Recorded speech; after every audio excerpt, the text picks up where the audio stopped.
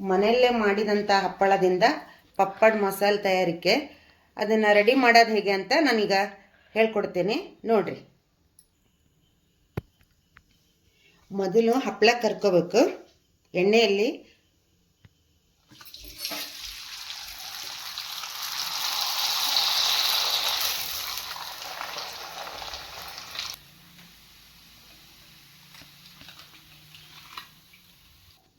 ಇದರೊಳಗೆ ಎಣ್ಣೆ ಎಲ್ಲ ಇಳಿಬೇಕು. ಆಮೇಲೆ ಈ ಕಡೆ ಪ್ಲೇಟ್ನಲ್ಲಿ ಇಟ್ಕೋಬೇಕು.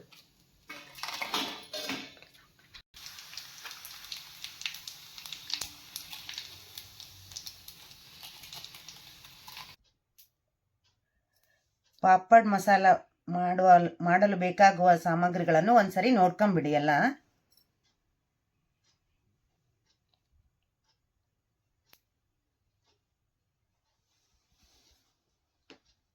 ನಾಲ್ಕು ಹಪ್ಪಳ ನಾನು ತೊಗೊಂಡಿದ್ದೀನಿ. ಇದಕ್ಕೆ ಅಕ್ಕಿ ಹಪ್ಪಳ ಅಂತಾರೆ, ಹೊಯ್ಯ ಹಪ್ಪಳ ಅಂತಾರೆ, ನೆರೆ ಹಪ್ಪಳ ಅಂತಾರೆ. ಅದರಲ್ಲಿ ನಾವು ಒಂದು ಹಪ್ಪಳದ್ದು ಪಪ್ಪಡ್ ಮಸಾಲ ಮಾಡೋದು ಹೇಗೆ ಅಂತ ಹೇಳ್ತೀನಿ ನೋಡಿರಿ.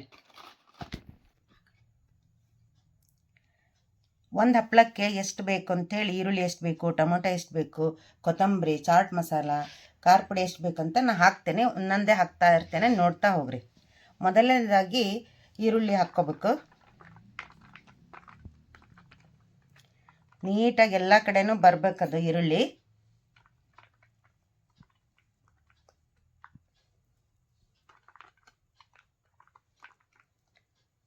ಆಮೇಲೆ ಟೊಮೊಟೊ ಹಣ್ಣು ಹಾಕ್ಕೋಬೇಕು ಅದ್ರ ಮೇಲೆ.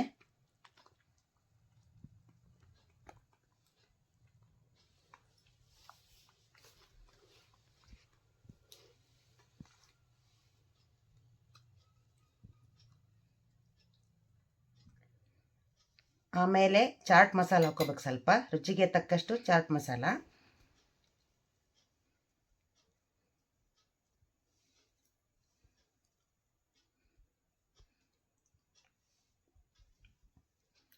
ಚಾಟ್ ಮಸಾಲದಲ್ಲಿ ಸ್ವಲ್ಪ ಉಪ್ಪಿರುತ್ತೆ, ಹಪ್ಪಳದಲ್ಲೂ ಉಪ್ಪಿರುತ್ತಲ್ಲ. ನಾನು ಮೇಲೆ ಉಪ್ಪು ಹಾಕ್ತಾ ಇಲ್ಲ. ಬೇಕಂದರೆ ಒಂಚೂರು ಉಪ್ಪು ಹಾಕ್ಕೋಬೋದು, ಒಂದು ಚಿಮಟಿಗೆ ಅಷ್ಟು ಖಾರದ ಪುಡಿ.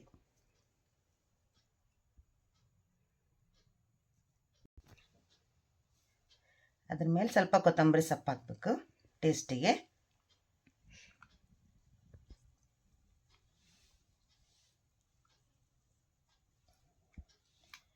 ಈಗ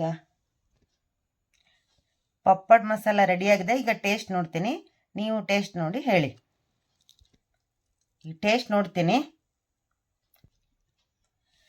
ಟೇಸ್ಟ್ ಮಾತ್ರ ಸೂಪರ್ ಆಗಿದೆ. ಸಾಯಂಕಾಲ ಟೀ ಜೊತೆಗೆ ಈ ಪಪ್ಪಡ್ ಮಸಾಲ ತಿಂದರೆ ಸೂಪರು. ಹೋಟ್ಲಾಗಿಂತ ನಾವು ಮನೆಗೆ ಮಾಡಿದ್ದ ಹಪ್ಪಳ, ಮನೆಗೆ ಮಾಡಿದ ಪಾಪಡ್ ಮಸಾಲ ತುಂಬ ಟೇಸ್ಟಾಗಿರುತ್ತೆ. ನೀವು ಟ್ರೈ ಮಾಡಿ, ತಿಂದು ನೋಡಿ ಹೇಳಿ ನಮಗೆ.